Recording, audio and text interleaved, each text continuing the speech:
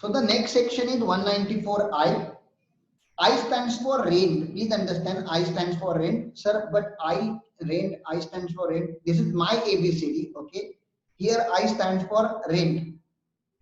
So whenever we pay rent, we have to check whether we are falling under section 194I, and if you fall under section 194I, you must deduct TDS of your owner. Here, a tenant is deducting TDS of owner. Why? Because a tenant is a payer and owner of the property is a recipient. So please understand who is supposed to deduct TDS. Who is supposed to deduct TDS? Any person. Is it important or not important? First, you tell me this. Is it important section? Yes. Yes, because Yes. Achilles family. Achilles. Important section. And also, rent is a very common expenditure that many organization pays. So this is applicable to any person other than individual and HUF, and those individual and HUF who are covered under section 44 AB, who are covered under section 44 AB. So you know this. Sir, what is the threshold limit here? A threshold limit here is 2,40,000. If you are paying rent, in a particular financial year, if that particular rate exceeds 2,40,000, then only TDS is applicable. Sir, what if there are two co-owners? What if there are two co-owners and I'm paying rent 2 lakh rupees here and 2 lakh rupees here? So technically I'm paying rent. Technically I'm paying rent 4 lakh rupees, but per co-owner wise it is less than 2.4 lakh. So will TDS be deducted? So answer is no, because this is 2.4 lakh per co-owner. It is written here, where the share of each co-owner is known, the limit of 2 lakh rupees is applicable to each co-owner separately. So that point is also written. Sir, what can be the rent here? Is it only of land and building? No. It can be land, building, plant, machinery, furniture, fixture, anything, any equipment. Okay. So this is like, you can understand all assets are covered here. TDS on plant and machinery is 2%. Two rates are here. TDS on plant and machinery is 2%, and land and building 10%. Land and building 10%. So plant and machinery 2%, land and building 10%. So if furniture comes in exam, people misunderstand it as a 2%. No, wrong. Furniture belongs to this category only. 10% category. 2% concession is given only for plant and machinery. So please remember this in rate of TDS column when you write. By default, the rate is 10%. By default, rate is 10%. Only if it is the letting out of plant and machinery, then the rate will be reduced to 2%. Okay. So what will be the time of deduction in Achilles? All section 194A, 194C, 194I, 194H, 194J. All section, it is a time of credit or time of payment, whichever is earlier. Next. These 2 points, even if you ignore, is fine. If you are making payment to local authority and then there is a business trust, concept of business trust, then TDS is not applicable. You come to final to understand those points.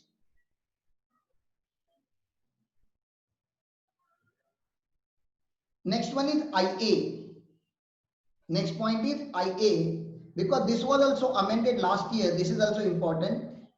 We have discussed that capital gain is chargeable whenever you sell your house property. Yes or no? Whenever you sell your house property, capital gain is chargeable, isn't it? Hello? Whenever you sell your land and building, capital gain is chargeable, isn't it? Yes or no? Yes. Yes. Yes. Many people think we can hide it. We can hide our transaction that we sold a property. We will not tell to government only. So that is not possible, because government of India, income tax department collects data from lot of authorities, including stamp duty authority. Obviously, you will register your property, and the moment you register, they will ask your permanent account number, and income tax department directly or indirectly will have your data that you have sold the property in the previous year. So it will be very dumb decision to not disclose capital gain transaction to government. The another reason why it is dumb decision, because whenever you sell and your sale consideration is more than 50 lakh, whenever you sell a property, land and building technically, and your sale consideration is 50 lakh or more, that means it is not less than 50 lakh. If it is less than 50 lakh, then 194 IA is not applicable. How I remember IA? Immovable asset. Immovable asset. Transfer of immovable asset. So whenever any person being a transferee responsible for paying to resident transferor a sum by way of consideration for transfer of any immovable property. So any immovable property other than rural agriculture land. Why other than rural agriculture land? Can you tell me why rural agriculture land is excluded from 194 IA? Why there is no Exempt. Exempt. exempt? Exempted. It is not a capital asset. The right answer should be it is not a capital asset. It is excluded from definition of capital asset. Rural agriculture land, stock in trade, personal Yes. movable asset. Do you remember this point? Yes, sir. Yes. So rural agriculture land is excluded from here also. The rate of TDS will be only 1%. The time of deduction will be normal, time of credit, that is accrual, or time of payment, whichever is arrear, and there is no TDS if the consideration is less than 50 lakh. That's all. Okay. The next point. This is also a very important point. Now you tell me your father will purchase or you will purchase properties every month. Is it possible? Every month you people purchase properties? No. No. No. Once in a lifetime you may purchase the property. So what government of India has said here in this, and this is very important aspect now you are going to understand. Usually payer must apply TAN number. Usually payer must apply TAN number, isn't it? Whenever you are going to deduct TDS of any person, a deductor must obtain TAN number, TDCAN number. Tax deduction and collection account number. Do you remember this discussion we have done earlier only? Yes. But here Yes. the TDS will be deducted once in a lifetime, and therefore, why are you asking associate to increase his compliances and get the TAN? So this point is also important. This is the first. Voice is breaking. The voice is big. Wait a second. Okay, I got it. I got it.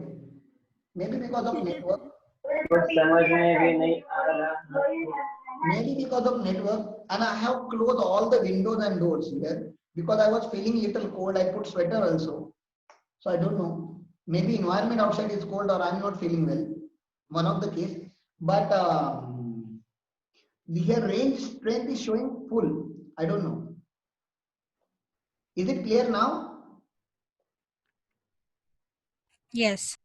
Yeah. So what I was trying to say here is this. Usually in all sections that we have discussed till 194I, in all those sections, payer must obtain TAN before he can deduct the TDS of any person. This is the first section. 194IA is the first section where TAN is not required. It's not mandatory. Deductor is not required to obtain tax deduction account number, TAN number. So TDS will be deducted. TDS will be deducted by using PAN of a deductor. So TDS will be deducted by using PAN of a deductor. Obviously for deductive you already use PAN only, there is no other document. But for deductor usually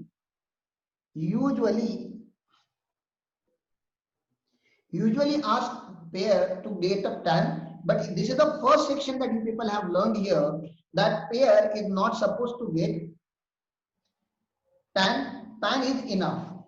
Is it fine? Can I go ahead? Yes. Yes. Now please understand, there are people who are earning salary in crores. There are people who are earning salary in crores, and they are staying in the houses in the area called Juhu or Marine Drive, or you know that क्या है गिरगांव चौपाटी के आगे वाला area, वाइकेश्वर. वाइकेश्वर देखा आपने कभी? Wow. Walkeshwar, Nepean Road. Yes, sir. Yeah, all these are posh, high-class societies. The rent, one of my clients used to pay rent in Juhu, 6.5 lakh rupees per month. 6.5 lakh rupees per month, the rate for 2 BHK flat in Juhu. Okay, so it was not a rational decision. But can you tell me whether this particular assessee that I'm telling you, he's a salaried person earning salary in crores, is he responsible to deduct TDS under 194I? Is he responsible to deduct TDS under 194I? Look at this. Is he responsible to deduct TDS under 194I? He is the employee. No. No. No. Why? Sir, but individuals are supposed to get TDS deducted only if there is a 44AB applicable. Now 44 is applicable, 44AB related tax audit applicable is only for business or professional assessee. And in my example, I told you the assessee is a salaried assessee. Therefore, 44AB is not applicable to him, though he is earning in crores and paying rent in lakhs. And we don't want to lose TDS amount, or we don't want to lose the tax amount on that. Therefore, Government of India has introduced another section in this series, 194 IB. So 194 IB is applicable to those individuals and HUF who are not covered under 194I. So who is not covered under 194I? Can you tell me which individual and HUF is not covered under 194I? Can you tell me which individual HUF is not covered under 194I?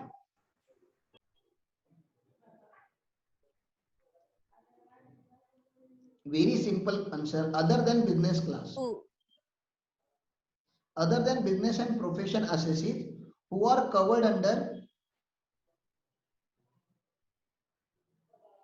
section 44AB. If you are covered under section 44AB, then you will go under section 194I. If you are not covered under section 44AB, then only you will fall under section 194IB. So this employee guy, I told him, sir, you need to deduct TDS. Okay. When I told him, because you are paying rent of 6.5 lakh rupees per month, you are supposed to deduct TDS. You are supposed to deduct TDS. So he argued with me, Ram, but 194I is not applicable to me. I said, yes, sir, 194I is not applicable to you because you are not a business assessee. But 194IB is introduced in income tax to cover assessee like you. So he said, like me means what? I told him, sir, you are not covered under section 44AB and you are paying rent for your residential building or land both. Okay. And you are paying rent exceeding 50,000. If rent was less than 50,000, if rent was less, now I don't know, many of you also might be staying in the rented premises, but your rent per month must not exceed 50,000 per month, isn't it? Anybody paying rent more than 50,000 in our batch? No. No, because your rent is less than 50,000, you are not deducting TDS. The moment you start paying rent more than 50,000, 194 IB will be applicable. But because this is not a business class assessee, these are employee class assessee, government have said, okay, you don't pay deduction, you pay rent on monthly basis. You usually pay rent on monthly basis. In 194I, you deduct TDS also on monthly basis. In 194I, you pay rent on monthly basis, you deduct TDS on monthly basis. Here in this section, they are saying you are not supposed to pay TDS on monthly basis. Pay TDS in the month of last rent. Pay last month rent. Pay TDS once in a year when you pay last month rent. So can you tell me logically which month rent will be the last month rent? Logically,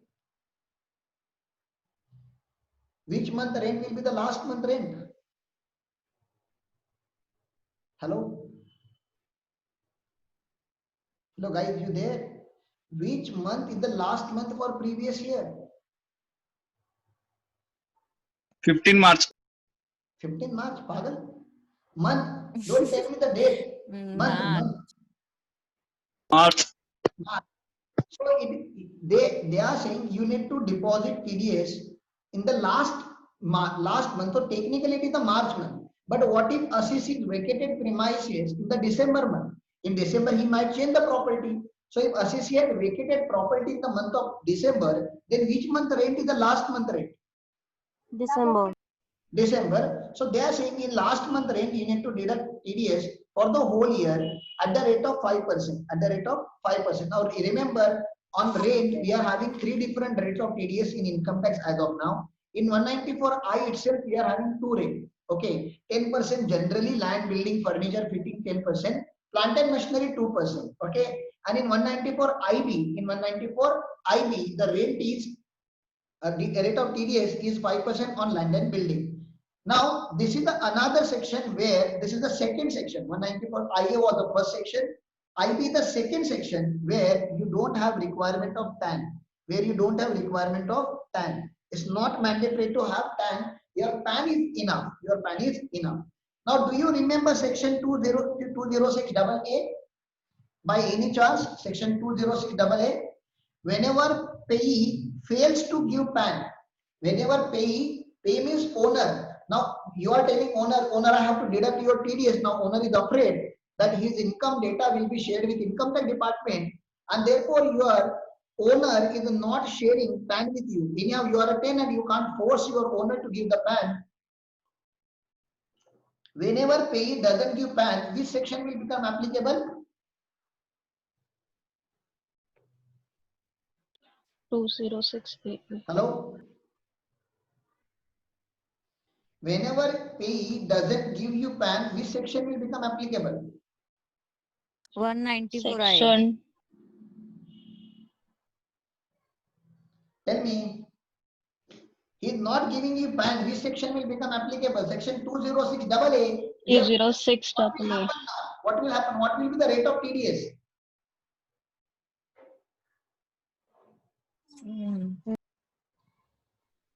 TDS rate or rate What will be the rate imposed of or TDS? 20%.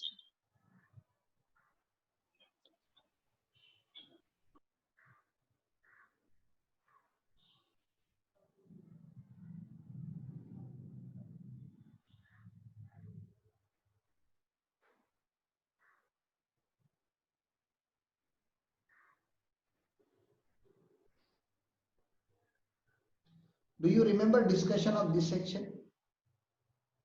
By any chance? If pair Archita has message. TDS rate in force or 20%, whichever is higher. So section 206 says minimum TDS rate will be 20%. Minimum TDS rate will be 20%. Now do you understand this? Yes. Hello? Yes. TDS rate in this section is Yes. 5% and minimum rate in force means applicable rate of owner. We don't know that. So minimum TDS rate will be the 20%. Is it fine? Yes. Are you guys able to hear me?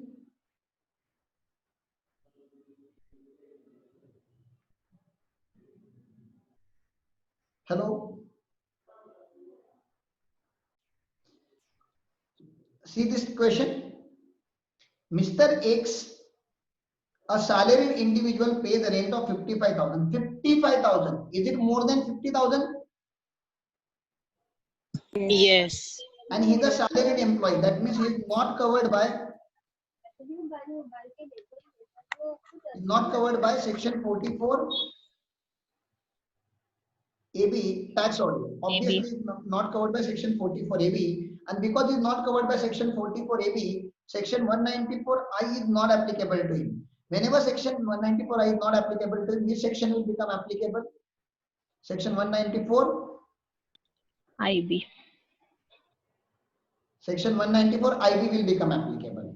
Mr. X, a salaried individual, pays a rent of 55,000 per month to Mr. Y.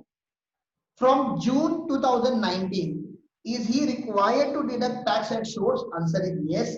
If so, when he is required to deduct tax at source? When? Can you tell me? When he is required? Last month. Last month rate. Obviously, Last month. 31st March. Okay. Also compute amount of tax at source. So let's compute. So here, look at the first paragraph answer. Since Mr. X pays rent exceeding rupees 50,000 per month, okay, in the financial year 1920, he is liable to deduct TDS at the rate of 5% on such rent for the financial year 1920 under section 194 IB. Thus, 27,500. How 27,500? 55,000 into 10. So why into 10? Why not 12? Because he started paying rent from the month of June. So April and May he did not pay the rent. When he did not pay the rent, why should he deduct the TDS? So the total rent that he has paid in the year is 5,50,000. 5,50,000 into 5% is equal to 27,500. Is it clear? Yes. Yes. Next. Would your answer change if he vacated premises in the month of December? Obviously, my answer will change. Why? Because now the last month is the December month. Now the last month is December month, and for December month the calculation will also change. So how many months it would be? How many months it would become? 7. 7. So 55,000 into 7 months. 55,000 into 7 months is 3,85,000. 55,000 into 7 months is 3,85,000 into 5%. The TDS will be 19,000. 19,250. 19,250. 19,250. Now the next situation. Also, what would be your answer if Mr. Y does not provide PAN to Mr. X? That means your owner is not giving PAN. If your owner doesn't give PAN, which section will become applicable? 206A. 206AA. And now the minimum rate of TDS will be 20%. 20%. 20%. 20%. So compute in the first situation. So 55,000 into 55,000 into 10 months. 1,10,000. 10,000. 1,10,000. Now can you deduct 1,10,000 from 55,000? No. No, and therefore maximum amount of TDS will be 55,000. Please understand, your deduction cannot be more than the rent amount. That proviso also is provided here. So your answer is 1,10,000, which is right, because the TDS will be deducted at the rate of 20% now. But maximum TDS which has to be deducted is restricted to 55,000. Is it fine? Yes. Yes. Yes. The TDS amount will become 77,000, but maximum TDS that you can deduct is the last month rent, that is December month rent, that is 55,000. Okay. So this was 194 IB. This was 194 IB. Quite kind of important section because it got amended. The next one is 194 IC. IC, to remember IC, you must remember the discussion that we had in capital gain section 45(5)(a). Here I told you the story of one guy, one Buddha uncle, okay, who had owned the property of 1 acre plus in Chandivali near airport. Do you remember that discussion? Yes, he was fond of plants growing Yes. over there. Yes. So in that case, whenever the completion gets over, completion certificate comes, we call it joint development agreement or special joint development agreement or specified agreement in section. Okay. So whenever CC is received, okay, at that time the TDS will be deducted by builder in respect of this guy. Okay, so who is responsible to deduct TDS? Any person responsible for paying consideration referred under section 45(5)(a), that is joint development agreement, to a resident person. So by builder to landowner. So what will be the TDS amount? TDS rate will be 10%. That's all. They have also not written many things because they imagine that you know section 45(5)(a). If you don't know section 45(5)(a), then go to capital gain, watch the lecture and then understand. Okay, 194J I usually teach at the last section, so allow me to teach it at the last. I will not teach you now. If this is important, is it important? 194J, Yes. is it important? Yes. Highly important. So why is it important? Will it come in examination? I don't know. A cheese. A cheese. No, yeah, it is there in achieve, but will it come in examination? I don't know whether will it come in examination. It But comes. the moment you become cost accountant, and you choose to remain in practice, okay, that means business like us, like me. So under this section, your TDS will be deducted, you know. For you, which section is created? 194J. For professionals, 194J is covered. So therefore, I usually teach this section at the last because this is the kind of blessing that I give to our student that one day your TDS should get deducted under 194J. So blessings, let's keep it for last moment. Let's finish some non-important section now.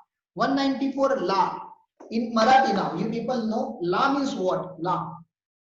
Marathi Hindi, law means what? Lafa. Lafa. Pagal.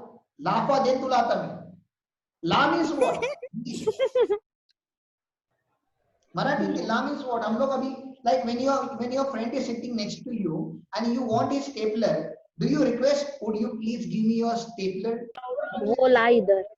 Lie. Like you snatch it out from his hand and you have that right. So who can snatch out the property from your hand? Come on, tell me. Government. So law is applicable when government take compulsory acquisition. So technically this talks about compulsory acquisition. Now compulsory acquisition is taxable or not taxable? Can you please tell me compulsory acquisition taxable or not taxable? Compulsory acquisition by government is taxable or not taxable in capital gain chapter? Taxable. Taxable. Definitely it is taxable. We have discussed section 45 for that. Okay. And because it is taxable, government, before giving you consideration, they will deduct your TDS at the rate of 10% under section 194 LA only if your amount exceeds 2.5 lakh. Obviously, government taking your immobile property, definitely other than agricultural land, because agricultural land compulsory acquisition is not taxable. Agricultural land compulsory acquisition is not taxable and rural agricultural land is not a capital asset. So this is the property other than agricultural land. If the amount exceeds, consideration amount exceeds 2.5 lakh, then they will deduct the TDS at the rate of 10% and only net amount will be given to you. Next. Next. 194 LB onwards, these sections are technically in CMA final.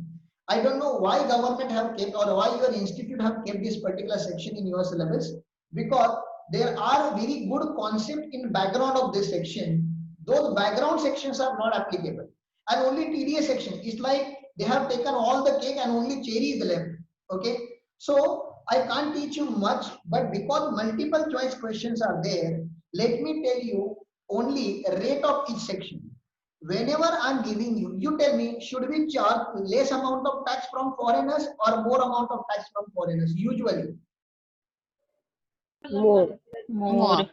more, and that can be clearly evident from the tax rates which are given in Finance Act. You know that Indian company is paying tax at the rate of 30%, whereas foreign companies are paying tax at the rate of 40%. Is it fine? Yes. Yes. But if foreigners are investing in Indian infrastructure development, if foreigners are investing in RBI bond or Government of India's bond, will you encourage them to invest or will you discourage them to invest? Come on, tell me. Encourage. Encourage to Encourage, we have kept tax rate at very concessional rate, that is 5%. Because the tax rate under majority sections now is 5%, their TDS rate is also 5%. But because we are making payment to non-resident, this TDS rate should be increased by education sales and surcharge wherever applicable. So please understand what is there in the first, now the section LB, infrastructure debt fund, and who is the payee here, non-resident or foreign company, and the rate of TDS is only 5% plus cess. Do you understand why it is concessional? Am I clear with this point? Yes. Foreigners are Yes. investing in development of Indian infrastructure. Obviously, we should appreciate that, and we have encouraged them by giving them concessional rate. Similar thing is there in business trust. The concept of business trust itself is not applicable to you. So final concept. So come to final to learn that. But here also you can see this one thing. Okay, if it is a foreign company, they are charging 5%. Here they are charging 30% and 40%. That is another thing. The concept of business trust is not there, so I'm not going into in depth of that particular thing. Similarly, they are having mutual fund, units of investment fund, a special dedicated mutual fund created for non-resident. If non-resident are investing here, see, if resident is investing 10% is the rate, non-resident non-company 30%, foreign company 40%.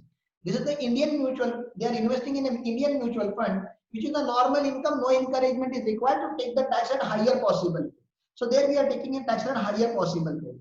Okay. Similarly, there is a securitization fund, another investment fund. Here also we are trying to take the higher possible rate. If it is the individual and other than other resident, so 25%, 30%, foreign company 40%, other than foreign company 30%. So what is securitization trust? What is investment fund? What is business trust? CMA final. All these points are there at final level. I can't help it here.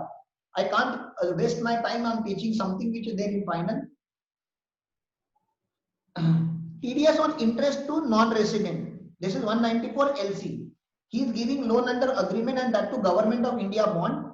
Okay. Approved by government.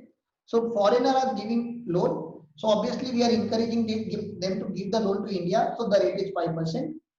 Next, foreigners are investing in government bond or government security. Again, the rate will be 5%. This section is very important section, highly important section. Okay. Whenever assessee is not covered by 194C, 194H and 194J. 194C, 194H and 194J. Now you have learned one thing. Whenever assessee is not covered by 194I, he will be covered by this section. Whenever assessee is not covered by 194I, which assessee? Individual HUF who is not under audit. So he will be covered by which section? Come on, tell me please. 194 IB. 194 IB. So similarly, whenever assessee is not covered by 194C, 194H and 194J. Again I am repeating. Whenever individual and HUF is not covered by 194C, 194H and 194J, that individual will be covered under 194M. 194M. On this is the new section. It's not an amended section. It's a new section. It has been inserted in current financial year. This is the first examination that you people are going to write after introduction of this section. So highly expected in exam that this section will come. Okay. So when this section is become applicable, only when your payment exceed, your aggregate amount of payment exceed 50 lakh. So your contractual payment exceed 50 lakh or your commission exceed 50 lakh or your professional fees exceed 50 lakh, then only this particular section will become applicable. You can understand more than 50 lakh means huge payment you are making, and that too without deducting TDS. Can you give contract of 50 lakh now? Can you people come on tell me, can you people, do you have 50 lakh to give to contractor? No. No, because you are Garib people. But people who are making 50 lakh rupees payment or more than 50 lakh rupees payment to a contractor, government is not excluding them. Just because you were not covered under section 194C, 194H and 194J, now you will be covered under 194M. And you must deduct TDS when your aggregate amount exceeds 50 lakh. The rate of TDS like 194 IB, here also it is 5%. And this is another section. This is another section. This is a third section, 194 IA, 194 IB, and this is 194 M. This is a third section where TAN is not required. Where TAN is not required. Do you understand this section? Hello. Do you understand 194 M? Yes. Yeah. The next section is 194 N. This is also new section. Again, important section. Very important section. Introduced last year only. 194 N. Okay. Whenever you withdraw money or make a payment, whenever you withdraw money exceeding rupees 1 crore from bank, you are withdrawing exceeding rupees 1 crore from bank. Example, you are withdrawing 1 crore 40 lakh rupees in cash. Oh my God, you are withdrawing 1 crore 40 lakh. So they will subtract 1 crore. Is it your income? No. This is your money only. You are withdrawing from the bank. So 1 crore 40 lakh minus 1 crore. Excess is 40 lakh. 40 lakh multiplied by 2%. 40 lakh multiplied by 2% is equal to 80,000. They will deduct your 80,000 TDS and give you net amount. You will say, sir, this is completely illogical section. This is not even my income. Why are you charging TDS on me unnecessarily? We wanted to reduce cash circulation from the market. And if you are withdrawing amount exceeding 1 crore from cash, where Panwala is also taking Paytm now, Okay, there must be something wrong. There must be something wrong, and therefore we wanted to keep close watch on you. Apart from discouraging the assessee, we want the data. Why are you withdrawing exceeding rupees 1 crore in a year? And therefore, it's my kind request, do not do this. Okay, and TDS will be deducted only on excess. The important point here is it is applicable only on excess payment. Log in immediately.